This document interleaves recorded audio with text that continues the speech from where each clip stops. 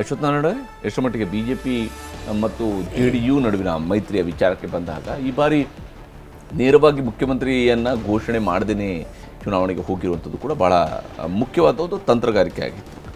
ಆದರೆ ಯಾಕೆ ನಿತೀಶ್ ಮೇಲೆ ವಿಶ್ವಾಸ ಇರಲಿಲ್ಲ ಅಂತಲ್ಲ 20 ವರ್ಷ ಆಡಳಿತ ನಡೆಸಿದ ನಂತರ ಅವ್ರೀಗ 15 ವರ್ಷ ಚೀಫ್ ಮಿನಿಸ್ಟರ್ ಆಗಿದ್ರು. ಈಗ ಒಂದು ಪೊಲಿಟಿಕಲ್ ಸ್ಟ್ರಾಟಜಿನೂ ಇರುತ್ತೆ ಅದರದ್ದೆಲ್ಲ. ಚುನಾವಣೆ ಪೂರ್ವದಲ್ಲಿ ಮುಖ್ಯಮಂತ್ರಿನ ಘೋಷಣೆ ಮಾಡಿ ಹೋಗ್ಬೇಕಾ ಬೇಡ ಅನ್ನೋದೊಂದು ಪೊಲಿಟಿಕಲ್ ಸ್ಟ್ರಾಟಜಿ ಮೇಲೆ ಘೋಷಣೆ ಮಾಡಿಲ್ಲ. ನಾಳೆ ಮೆಜಾರಿಟಿ ಬಂದಾಗ ಯಾರು ಮೆಜಾರಿಟಿ ಬರುತ್ತೆ ನೋಡಿಕೊಂಡು ಅವತ್ತು ಆಗಬೇಕಾಗುತ್ತೆ. ಮತ್ತು ಅಲ್ಲಿ BJPಯ ಅಭಿಪ್ರಾಯಗಳು ಒಂದು ರೀತಿ ಇರುತ್ತೆ. ಕಳೆದ ಬಾರಿ ನಮ್ಮದು ಮೆಜಾರಿಟಿ ಇದ್ದರೂ ಸಹ ನಿತೀಶ್ ಅವರನ್ನು ಮುಖ್ಯಮಂತ್ರಿ ಮಾಡಿದ್ವಿ, ಈ ಸಲ ಮೆಜಾರಿಟಿ ಬಂದರೆ ನಾವ್ಯಾಕೆ ಆಗಬಾರ್ದು ಅಂತಕ್ಕಂಥದ್ದು BJPಯ ಅಲ್ಲಿನ ಸ್ಥಳೀಯ ಒಂದು ಅಭಿಪ್ರಾಯನೂ ಇದೆಯೇನೋ ಅನ್ನೋವಂಥದ್ದನ್ನು ನಾವು ನೋಡಬೇಕಾಗ್ತದೆ. ಆ ನಿಟ್ಟಿನಲ್ಲಿ ಮೆಜಾರಿಟಿ ಬಂದ ಮೇಲೆ ಶಾಸಕಾಂಗ ಪಕ್ಷ ಸಭೆ ಕರೆದು NDAನಲ್ಲಿ ತೀರ್ಮಾನ ಆಗುತ್ತೆ. ಹೇಳಲಿಕ್ಕಾಗೋದಿಲ್ಲ ಅವತ್ತು ಏನು ತೀರ್ಮಾನ ಆಗುತ್ತೋ ಆ ಪ್ರಕಾರವಾಗಿ ಹೋಗಬೇಕಾಗುತ್ತೆ. ಒಂದು ಯಾವುದೇ ಒಂದು ಚುನಾವಣೆಗೆ ಹೋಗುವಂಥ ಸಂದರ್ಭದಲ್ಲಿ ಆ್ಯಂಟಿ ಇನ್ಕಂಬೆನ್ಸಿ ಅನ್ನತಕ್ಕಂಥದ್ದು ಇದ್ದೇ ಇರುತ್ತೆ. ಆಡಳಿತ ನಡೆಸಿರ್ತಕ್ಕಂಥ ಪಕ್ಷದ ಮೇಲೆ ಒಂದು ಆಡಳಿತ ವಿರೋಧ ಎಲ್ಲ ಇದ್ದೇ ಇರುತ್ತೆ.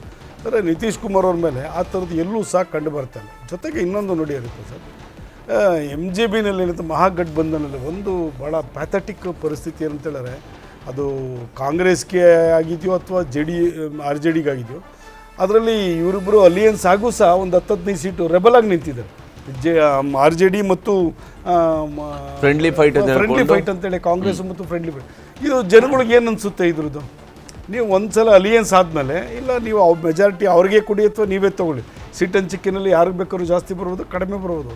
ಈ ರೀತಿ ಒಂದು ಕಡೆ ಕೆಲವು ಸೀಟ್ಗಳಿಗೆ ಅಲಿಯನ್ಸ್ ಆಗಿ ಚುನಾವಣೆ ಫೇಸ್ ಮಾಡ್ತಾರೆ, ಇನ್ನೊಂದು ಕಡೆ ಫ್ರೆಂಡ್ಲಿ ಫೈಟ್ ಅಂತೇಳಿ 1-to-1 ಫೈಟ್ ಮಾಡಿದ್ರೆ ಜನಗಳು ಒಂದು ವಿಶ್ವಾಸ ಬರೋದಿಲ್ಲ. ಅಯ್ಯೋ ನಾಳೆ ಅಧಿಕಾರಕ್ಕೆ ಬಂದ ಮೇಲೆ ಈ ಗೆದ್ದ ಮೇಲೆ ತಿರುಮತಿ ಇವರು ಇದೇ ರೀತಿ ಕಿತ್ತಾಡ್ತಾರೆ ಅನ್ನತಕ್ಕಂಥದ್ದು ಜನಗಳಿಗೊಂದು ಬರುತ್ತೆ.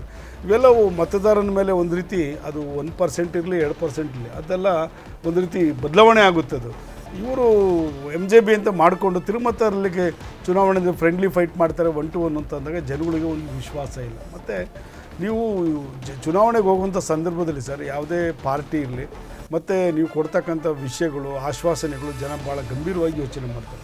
ಏನು ಬಂದರೆ ಏನು ಮಾಡ್ಬೋದು, ಮತ್ತು ಅಧಿಕಾರ ಇದ್ದಾಗ ಏನು ಮಾಡಿದ್ದಾರೆ, ಈ ಸಲ ಅಧಿಕಾರ ಇಲ್ಲ ಮುಂದೆ ಕೊಡೋಣ ಅಂತಂದರೆ ಏನು ಮಾಡ್ತಾರೆ ಅನ್ನತಕ್ಕಂಥದ್ದು ಜನ ಯೋಚನೆ ಮಾಡಿ ತೀರ್ಮಾನ ಮಾಡ್ತಾರೆ. ಬಸ್ ಈಗೆಲ್ಲ ತುಂಬ ಅಡ್ವಾನ್ಸ್ ಇದೆ ಜನಗಳು. ಮತದಾರನ ಮನಸ್ಸು ಹೇಗಿದೆ ಅಂತ ಕೇಳಿದ್ರೆ ನಾವೇನೇ ಆಶ್ವಾಸನೆ ಕೊಡಿ, ಏನೇ ನೀವು ಗ್ಯಾರಂಟಿಗಳು ಕೊಡಿ, ಆದರೆ ವೋಟ್ ಹಾಕೋ ಸಂದರ್ಭದಲ್ಲಿ ಮತದಾರ ತಂದೆ ಆದ ರೀತಿಯಲ್ಲಿ ಯೋಚನೆ ಮಾಡಿ ವೋಟ್ ಮಾಡ್ತಾನೆ. ಯಾಕೆಂದರೆ ಈಗಾಗಲೇ ಬೇರೆ ಬೇರೆ ರಾಜ್ಯಗಳ ರಿಸಲ್ಟ್ಗಳನ್ನು ನೋಡ್ಕೊಂಬರ್ತದೆ. ಇವತ್ತು ಗ್ಯಾರಂಟಿಗಳನ್ನು ಸ್ಕೀಮನ್ನು ಇಂಪ್ಲಿಮೆಂಟ್ ಮಾಡ್ತಕ್ಕಂಥದ್ದು ಹೇಳ್ತಾರೆ. ನೀವು ಕರ್ನಾಟಕದಲ್ಲಿ ಕಾಂಗ್ರೆಸ್ ತಂದಾಗ ಟೀಕೆ ಮಾಡ್ತೀರ, ನೀವೇ ಅದನ್ನು ಬೇರೆ ಬೇರೆ ರಾಜ್ಯದಲ್ಲಿ ಇಂಪ್ಲಿಮೆಂಟ್ ಮಾಡ್ತೀರ ಅಂತ ನಮ್ಮನ್ನು ಕಮೆಂಟ್ಸ್ ಮಾಡಿದ್ದಾರೆ.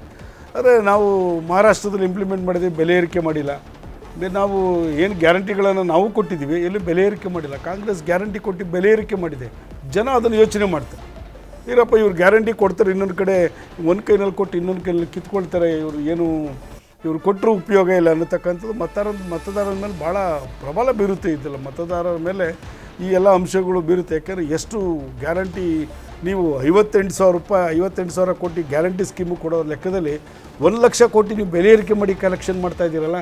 ಆ ಮಾಡ್ತಾ ಇದ್ರೂ ಸಹ ಇಲ್ಲಿ ಯಾವುದೇ ರೀತಿ ಡೆವಲಪ್ಮೆಂಟ್ ಆಗ್ತಾಯಿಲ್ಲ, ಯಾವುದೇ ರೀತಿ ಅಭಿವೃದ್ಧಿ ಆಗ್ತಾಯಿಲ್ಲ. ಆಡಳಿತ ಪಕ್ಷದ ಶಾಸಕರಲ್ಲಿ ಈ ರೀತಿ ಭಿನ್ನಾಭಿಪ್ರಾಯಗಳಿದೆ ಅನ್ನತಕ್ಕಂಥದ್ದು ಅದು ಭಾಳ ಬೇಗನೆ ಮತದಾರರ ಮನಸ್ಸಿನ ಮೇಲೆ ಪರಿಣಾಮ ಬೀರುತ್ತೆ. ಆ ನಿಟ್ಟಿನಲ್ಲಿ ಇವತ್ತು ಬಿಹಾರದ ಜನ ಕಾಂಗ್ರೆಸ್ಸಿನ ಗ್ಯಾರಂಟಿ ಬಗ್ಗೆ ಏನು ಅನ್ನುವಂಥದ್ದನ್ನು ಇವತ್ತು ತೀರ್ಮಾನ ಮಾಡಿದ್ದಾರೆ.